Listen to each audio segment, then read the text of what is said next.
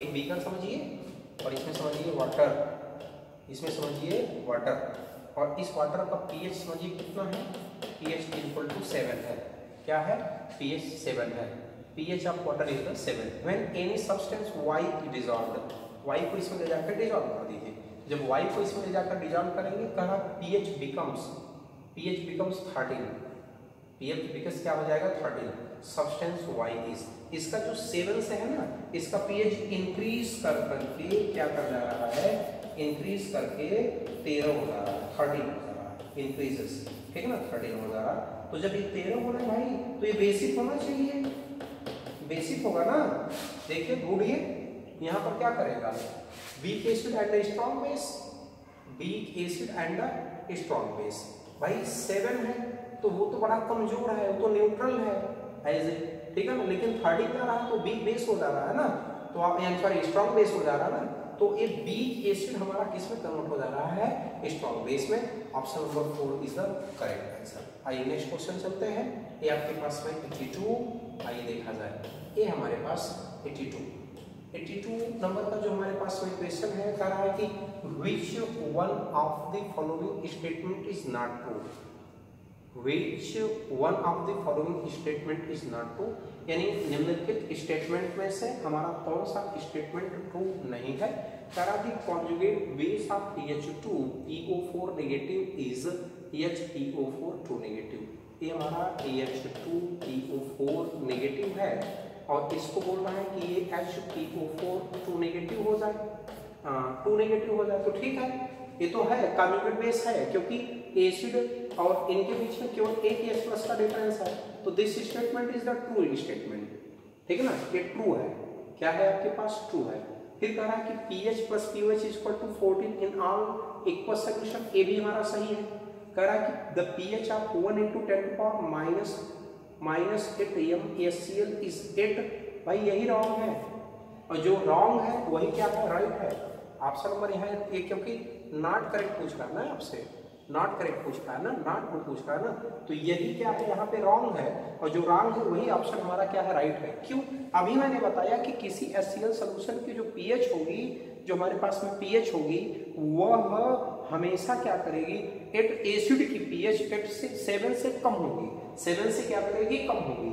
तो ये तो कह रहा है ना एक्वा सोल्यूशन 8 बोल रहा है, कभी पॉसिबल ही नहीं हो सकता है। सो ऑप्शन नंबर हमारा जो 3 जो है, ये है जो रॉन्ग है स्टेटमेंट, वही यहाँ पर क्या है, राइट आंसर है। आइए अगला लिखते चलते हैं। 82 के बाद में ये आपके पास में 83 आएगा। ये चलिए 83 का क्वेश्चन हमारे पास में कैसा आ गया, अच्छा क्वेश्चन है। कह रहा कि phosphorus pentachloride dissociates in the following close reactions, ऐसा कुछ दे रहा है। The total pressure at equilibrium of the reaction mixture is P and the degree of dissociation of PCl5, the partial pressure of PCl will be, the partial pressure हमको क्या करना है, calculate करना है, किसका, PCl3 का partial pressure हमको calculate करना है, किसका partial pressure हमको कैलकुलेट करना है, किसका partial pressure कैलकुलेट करना है, partial pressure हम लोगों को किसका कैलकुलेट करना है, PCl5 का कैलकुलेट। एक सिंपल सी बात है मित्र, आइए हम देखते हैं कि ये हमारे पास में PCl5 है गैसेस स्टेट में, और इस PCl5 को हमने क्या कर दिया, डिकम्पोज कर दिया, ये आ जाएगा PCl3 गैसेस स्टेट में, प्लस क्या कर जाएगा, ये हमारे पास Cl2 आ जाएगा गैसेस स्टेट में।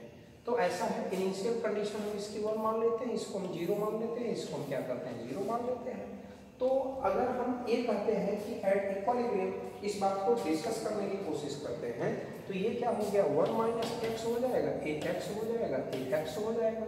तो अगर हम टोटल बात कर लेंगे तो ये क्या करेगा, 1 - x प्लस क्या करेगा, x, ठीक है ना।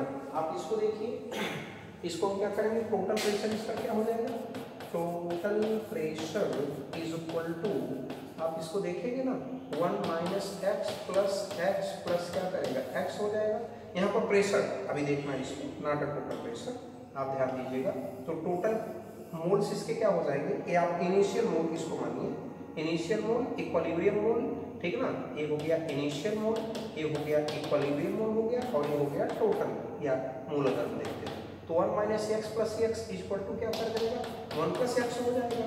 तो अगर हमको PCl3 की वैल्यू निकालनी है, क्या पूछ रहा है आपसे यहाँ से PCl5 द पार्शियल प्रेशर आपको देखना है।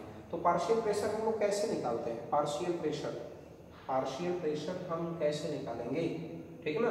पार्शियल प्रेशर कैसे आता है? Partial pressure is equal to क्या होता है? Mole fraction into total pressure, PT होता है। टोटल प्रेशर क्या होता है? पीटी होता है। तो सिंपल सी बात है कि पार्शियल प्रेशर मोल फ्रैक्शन क्या होता है? मोल अपॉन टोटल मोल होता है। मोल फ्रैक्शन तो मोल इनिशियल क्या लिए थे? 1, और टोटल मोल कितना लिए हो गया? 1 प्लस x हो गया इनटू क्या करेंगे? टोटल प्रेशर आप P मान लीजिए। कौन सा ऑप्शन है? ये आपके पास। आप इसी को x प्लस 1 लिख लीजिए या 1 प्लस x लीजिए, बात तो एक ही है ना आपके सामने। आइए अगली लाइन को लेकर के चलते हैं। अगला ये आपके पास 84 नंबर का क्वेश्चन है। आइए ध्यान दीजिएगा 84, ठीक ना? ये क्वेश्चन है आपके पास में 84 का। The pH value of DC normal solution of NaH4OH which is the 20% ionised, 20% आपके पास में आयोनाइज दे रहा है। क्या दे रहा है? 20% आपके पास आयोनाइज दे रहा है, यानी अल्फा का वैल्यू कितना दे रहा है? 20% दे रहा है। आयोनाइज होगा ना, तो अल्फा का वैल्यू 20% मतलब 0.2, ठीक ना? अल्फा का वैल्यू कितना? 20%, और ए क्या हो गया आपके पास में? 0.2। तो क्या पूछ रहा है आपसे? pH क्या होता है? pH equal to minus log क्या होता है? H प्लस होता है। माइनस लॉग H प्लस या माइनस लॉग क्या करेगा? OH माइनस हो जाएगा। तो हमको क्या कर जाएगा यहाँ पर? POH या pH हमारे पास में यही है। तो अगर मैं इस बात को यहाँ से ये देखूं कि OH माइनस कंसंट्रेशन किस पर डिपेंड करेगा? तो C अल्फा पर डिपेंड करेगा, ठीक है ना? क्या करेगा? C अल्फा पर डिपेंड करेगा। Value of pH deci normal what do you mean by deci normal? Deci C concentration क्या दिया है? डेसी नॉर्मल दिया है। और डेसी नॉर्मल का मतलब क्या होता है? n बाई कितना? 10। n बाई 10 का मतलब कितना? 1 बाई 10। तो हमारे पास में कितना मिल गया? 1 बाई कितना? 10 इंटू अल्फा का वैल्यू कितना है? 0.2, यानी 1 इंटू 0.2 अपान कितना करोगे? 10, यानी 100। ये क्या करेगा? 2 अपान कितना कर लिया? 100 कर लिया। जब ये हमारे पास में 2 अपान 100 क्या कर रहा? अभी OH कंसंट्रेशन ये हमारे पास में क्या करेगा कि ये आता है, इसी को हम क्या लिख सकते हैं? इसी को हम क्या लिख सकते हैं? 100 को, या जाने दीजिए इतना नहीं सॉल्व करते हैं, इस बात को ऐसे लिखते हैं। हमको ऑप्शन सेट कराना है ना, तो हम लोग इसको ऐसे लिख सकते हैं। कैसे लिख सकते हैं? आइए मैं आपको एक बात और समझा देता हूँ, इस बात को जानते रहिएगा। आप लगा तो ऐसे भी सकते हैं, लेकिन इसको हम लोग ऐसे लिख सकते हैं। कैसे? कि OH माइनस कंसंट्रेशन है, तो इसको 0.2 अपान 10 को, यानी 0.2 अपान 10 को हम लोग क्या लिख सकते हैं? क्या लिख सकते हैं? 2 इंटू, अरे भाई फिर से देख लो भाई, एक 2 अपान 100 लिखा था मैंने, इसको यानी लिख सकते हो 2 अपान 10 टू पावर 2 लिख सकते हो, यानी और क्या लिख सकते हो? 2 इंटू 10 टू पावर 4 लिख सकते हो। नहीं लिख सकते हो? बिल्कुल लिख सकते हो। तो जब 2 इंटू 10 अपान क्या करता है? 2 होता है। तो इसी को वैल्यू को आप क्या करिए? आप pH या POH इज इक्वल टू क्या करते हैं? हाँ, ये तो क्या निकल गई है आपके पास में? C अल्फा, दोनों आपने कंसंट्रेशन क्या कर लिया? निकाल लिया। और आपको ये पता है कि POH इज इक्वल टू क्या कर लेंगे हम लोग इसी प्लेस पर? POH इज इक्वल टू हम लोग इसी पर क्या कंडीशन रखेंगे कि 2 माइनस लॉग 10 2 कर लीजिए जो है। तो pH इज इक्वल टू 2, ये क्या है आपके पास? देखिएगा इधर से फिर से देख लीजिएगा, OH माइनस कंसंट्रेशन है ना, तो अगर हमको POH निकालना पड़ा, इधर देख लीजिएगा, जगह देख लीजिएगा, इधर छोटे थोड़ा सा ज़्यादा बेहतर होगा। pH इज इक्वल टू हम वैल्यू क्या पालेंगे? हम ये कह सकते हैं, या POH इज इक्वल टू उसी फार्मूले को 2 इंटू 10 पावर 2 को हम क्या लिख सकते हैं? 2 माइनस लॉग 2 लेके चले जाते हैं। जब 2 माइनस लॉग 2 लेके चले जाएंगे तो ये हमारे पास में, क्योंकि लॉग 2 की वैल्यू कितना होती है? 0.3010 होती है, 0.3010 होती है। तो 2 माइनस करेगा तो कितना आ जाएगा? 1.7 समथिंग आ जाएगा।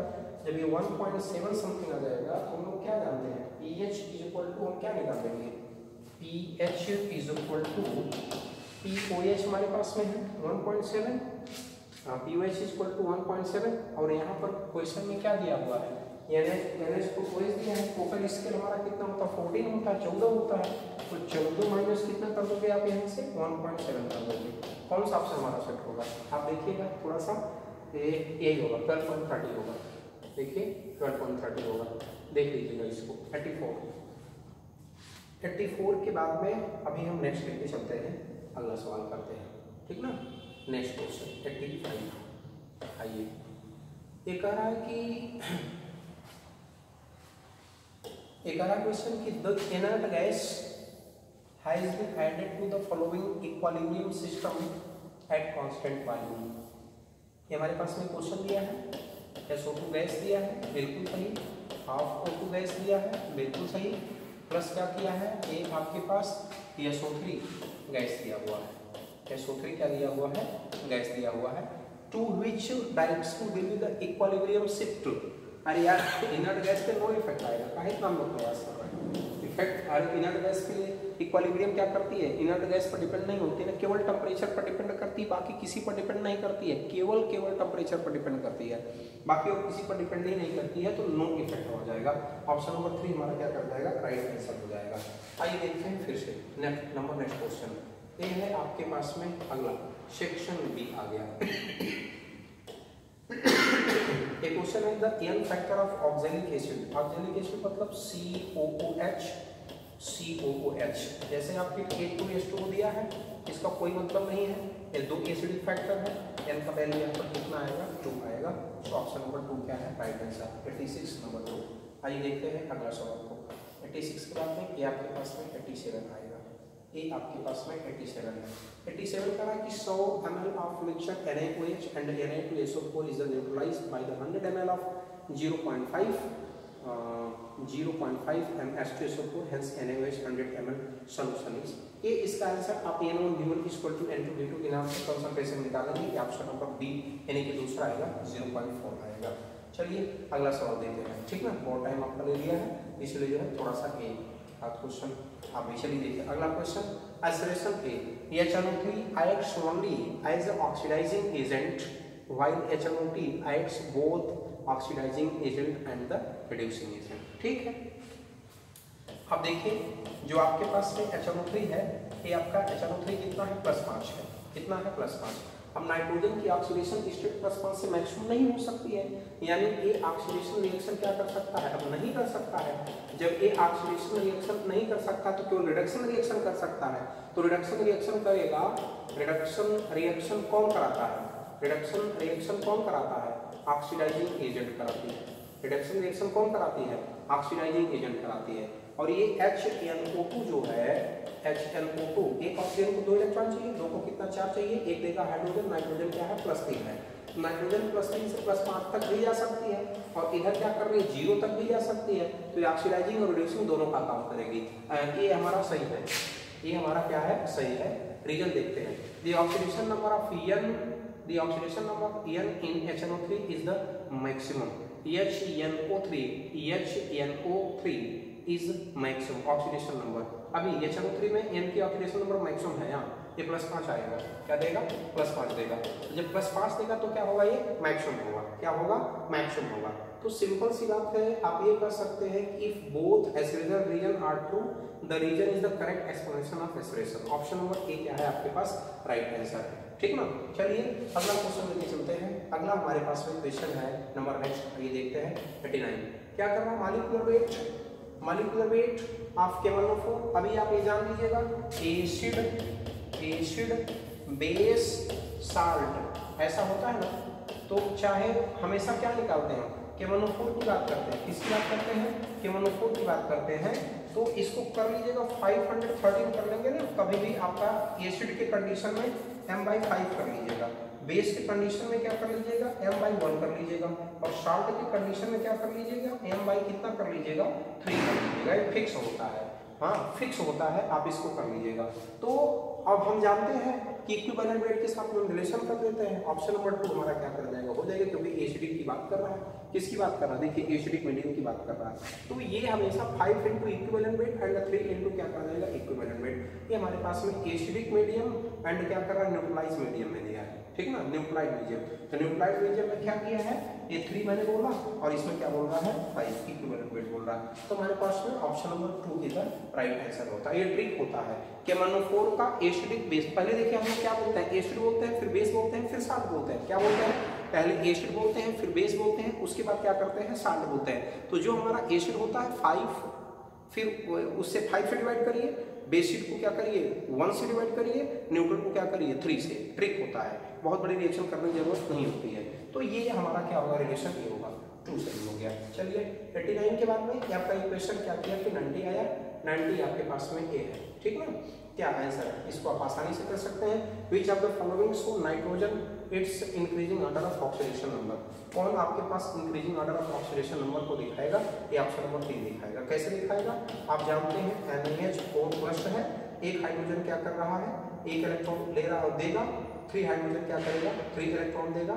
आप निकालिए, इसका कर लीजिए ना, X + 4 × +1 इज इक्वल टू क्या कर लेंगे, +1 कर लेंगे। NH4+ का हो गया। N2O का कितना, एक ऑक्सीजन को 2 चाहिए, ये क्या कर जाएगा आपके पास में, एक ऑक्सीजन को 2 चाहिए, ये देगा +1 देगा, ये क्या होगा -2, ये नाइट्रोजन का +2, एक को चार के साथ ये 2 चाहिए, 2 को कितना चाहिए 4 चाहिए, ये क्या होगा +4, एक नाइट्रोजन को एक ऑक्सीजन को 2 चाहिए, 3 को चाहिए 6, जब 3 को क्या करिए 6, तो ऑलरेडी 1 लिखा, 5 चाहिए, ये कितना हो गया यहाँ पे +5 हो गया। आप ये इधर देखिएगा, एक हाइड्रोजन को कितना चाहिए, एक हाइड्रोजन कितना देगा, 1 देगा, 4 हाइड्रोजन कितना देगा आपके पास में 4 देगा, ऑलरेडी 1 निकाल दिया है। ये नाइट्रोजन हमारा कैसे रहेगा, -3 रहेगा, तो -3 से +1, +1 से +2, +2 से +4, +4 से +5, ये इंक्रीजिंग ऑर्डर में हो गया। आइए अगला क्वेश्चन हो गया। चलिए नंबर नेक्स्ट क्वेश्चन, आइए 91 की बात कर लेते हैं, सुनिएगा। ये कह रहा है कि solubility product of barium sulphate, solubility product of barium sulphate at 18 degree centigrade in the solubility of water, solubility of water आपसे क्या कर रहा है, पूछ रहा है। तो जब बेरियम सल्फेट का क्या करेगा, पूछेगा यहाँ से सॉल्वेंटी, ठीक है ना।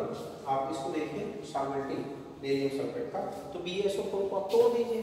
तो जब आप BaSO4 को तोड़ेंगे तो किसमें टूटेगा, Ba+2 में टूटेगा आपके पास, Ba+2 में प्लस क्या करेगा, SO4 को माइनस में टूटेगा, एक टूटेगा Ba+2 में टूटेगा और एक टूटेगा SO4 को माइनस में टूटेगा। अब हमें लोग जानते हैं कि आप उस सिंपल सी बात है KSP = S × S कर सकते हैं, यानी S² हो सकता है, या S = √KSP हम लोग जानते ही हैं। तो आप इसको देखो, यहाँ इसको मान लो कि ये x टूटा हुआ है, ये x टूटा हुआ है, तो सिंपल सी बात है कि KSP = क्या कर लेते हैं, x² कर लेते हैं। KSP = क्या करते हैं, x² ना, x² कर लेते हैं। तो अगर मेरे को क्या करना है, KSP की वैल्यू निकालना है, या आप इससे कह सकते हैं कि KSP की वैल्यू कितना दिया है क्वेश्चन में, KSP कितना दिया है, a दिया है, तो आप कह सकते हैं 1.5 × 10⁻⁹ x²। तो क्या करेंगे, x की वैल्यू यही आएगी ना, 1.5 × 10⁻⁹ अपन कितना कर लेंगे, 2 कर लेंगे। तो कौन सी वैल्यू हमारे पास में आ जाएगी, 4, यानी 3.9 × 10⁻⁵ ये हमारे पास में किसकी वैल्यू आ जाएगी, KSP की वैल्यू आ जाएगी। ये हमारे पास में 91 हो गया। चलिए आइए 91 के बाद में हम आते हैं यहाँ से 92 की वैल्यू पे, किसकी, 92 की वैल्यू पे। ये जो मेरे पास में 92 की वैल्यू है, which has maximum pH in aqueous solution. कौन हमारा एक्वस सॉल्यूशन में मैक्सिमम pH क्या करेगा, दिखाएगा। आप देखिएगा एक्वस सॉल्यूशन में कौन हमारे पास में मैक्सिमम pH को क्या करेगा, फाइंड आउट करेगा।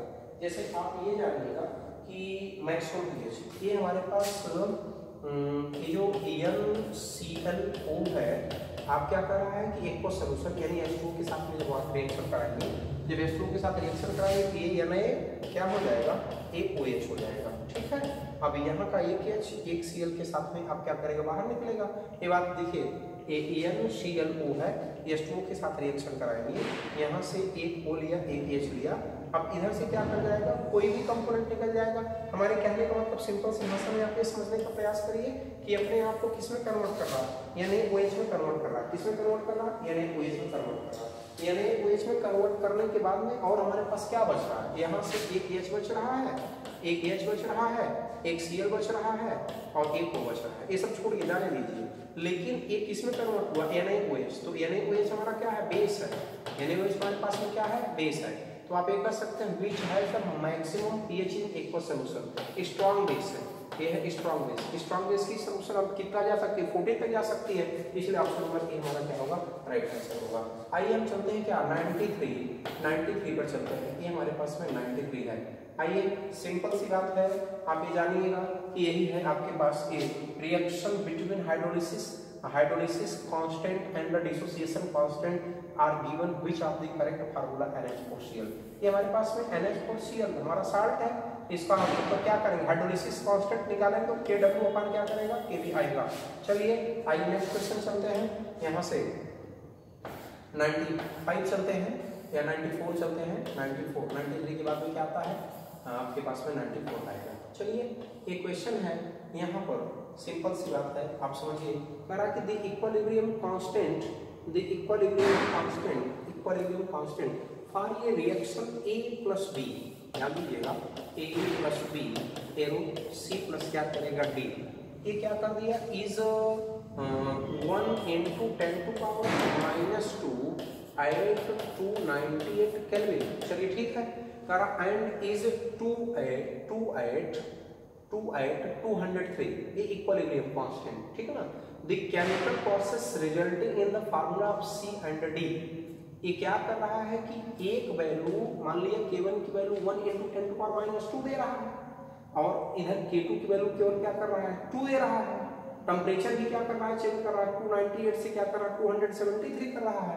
तो भैया ये तो एक्सोथर्मिक हो जाएगा, क्योंकि टेम्परेचर हमारा पहले कितना दिया, 298 दिया है, बाद में टेम्परेचर कितना कर रहा है, 273 कर रहा है, टेम्परेचर कम कर रहा है ना। जब टेम्परेचर कम कर रहा है तो इक्विलिब्रियम के लिए हमको क्या करिए, उसको कम टेम्परेचर ज्यादा चाहिए ना, तो हमारा क्या कर जाएगा, टेम्परेचर ज्यादा के मतलब चाहिए, यानी कि बाहर कर रहा है ना, तो ये एक्सोथर्मिक क्या कर जाएगा हमारे पास में, एक्सोथर्मिक प्रोसेस। चलिए अगला प्रोसेस देख लेगा, अगला क्वेश्चन देखिएगा, नंबर नेक्स्ट क्वेश्चन 95 हो गया आपके पास में। इसको देखिए, in the reaction 2SO2 gas plus O2 gas 2SO3 gas plus 6 kilocalorie, most favorable condition of temperature and the pressure of greater yield of SO3 are, ठीक है ना। एक 2SO2 गैस है, O2 गैस है, 2SO2 क्या कर रहा है, बन रहा 2SO3 बन रहा है, आप समझो 2SO2 gas plus O2 gas, 2SO2 gas plus O2 gas बन रहा 2SO3